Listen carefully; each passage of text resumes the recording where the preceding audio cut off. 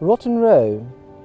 On the 2nd of July 1873, Vincent wrote to Caroline and Willem van Stockholm-Hanebeek, "The neighbourhood where I live is very pretty and so peaceful and convivial that one almost forgets one is in London.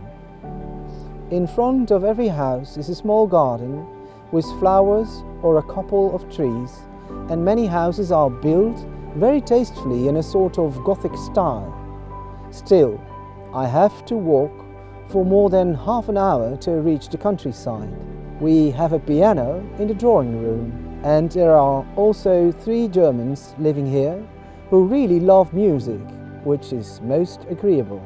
One of the nicest things I've seen here is Rotten Row in Hyde Park, which is a long, broad avenue where hundreds of ladies and gentlemen go riding.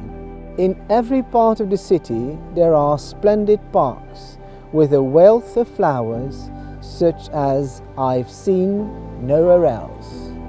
Also, when Vincent was not living in London anymore, but in Isleworth, he kept going to Hyde Park. On the 3rd of October 1876, he wrote to Theo, "I left here early that morning, 4 o'clock. That night it was beautiful in the park here, with the dark avenues of elm trees and the wet road going through them, and the grey rainy sky above it all.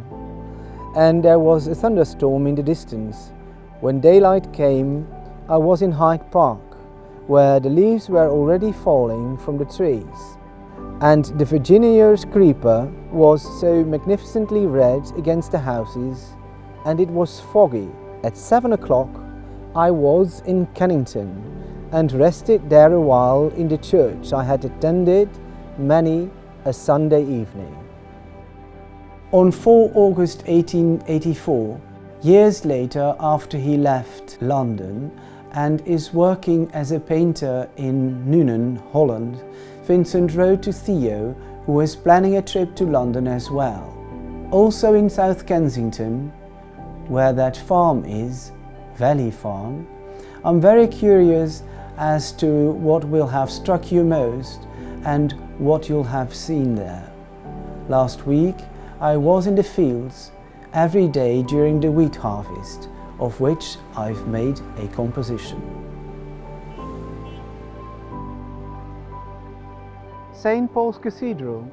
In October 1876, Vincent wrote to Theo from Isleworth that he had visited St. Paul's Cathedral.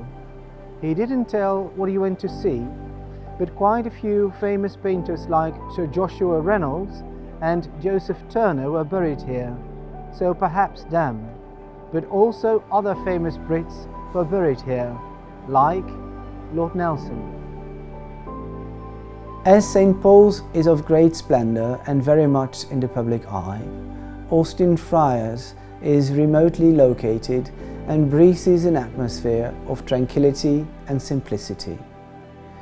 This little church is a remarkable remnant of an old Augustinian foundation dating from at least 1354, if not from 100 years earlier. The Dutch congregation had held its religious services here since 1550, by virtue of a voluntary gift of Edward VI. This is what Vincent wrote to Anna in 1874 or 75. He probably put the drawing in a letter, or maybe he gave it to her later. It's not sure if he ever visited this church. The church we see now is from 1950. The one Vincent drew was destroyed during the Blitz.